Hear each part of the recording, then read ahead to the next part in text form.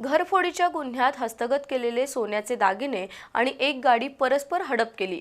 जप्त केलेल्या ऐवजाच्या तफावतीवरून इचलकरंजीत शहापूर पोलीस आणि वेठवडगाव पोलीस यांच्यात बुधवारी वाद झाला। हा वाद जिल्हा पोलीस उपाधीक्षकांपर्यंत पोहोचल्यानंतर त्यांनी अप्पर पोलीस अधीक्षकांना चौकशीचे आदेश दिलेत। त्यामुळे पोलीस दलात खळबळ उडाली आहे। पोलिसांनी चोरीतील सोनं लांबवल्याच्या प्रकाराची खुमासदार चर्चा रंगू लागली आहे। इचलकरंजी जवळच्या तारदाळ इथल्या एका घरफोडीच्या गुन्ह्यात अटक केलेल्या संशयितांकडून शहापूर पोलिसांनी घरफोडीचे 9 गुन्हे उघडकीस आणले होते। त्यातून पोलिसांनी सुमारे 44 तोळे सोन्याचे दागिने हस्तगत केल्याचं पत्रकार परिषदेत सांगण्यात आलं। खुद्द पोलीस अधीक्षकांनी या कामगिरीबद्दल पोलीस अधिकाऱ्यांचं कौतुक केलं होतं।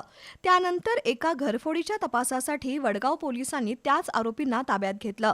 त्यांच्याकडे चौकशी केल्यावर त्यांनी चोरीतील सोन्याचे दागिने शहापूर पोलिसांकडे जमा केल्याचं सांगितलं।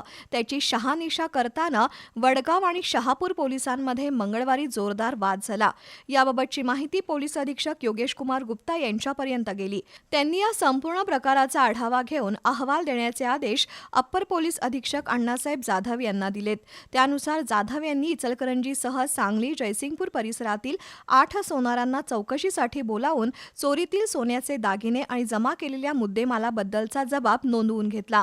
तसंच शहापूरचे पोलीस निरीक्षक सचिन सूर्यवंशी, वडगावचे पोलीस निरीक्षक प्रमोद शिंदे आणि त्यांच्या पथकातील कर्मचाऱ्यांकडेही चौकशी केली। आरोपींकडून जप्त केलेली एक दुचाकी गाडी मुद्देमालात दाखवलेलीच नाही अशी चर्चा आहे। या प्रकारानं कोल्हापूर पोलीस दलात खळबळ उडाली असून अप्पर पोलीस अधीक्षकांच्या अहवालाकडे लक्ष लागून राहिलंय।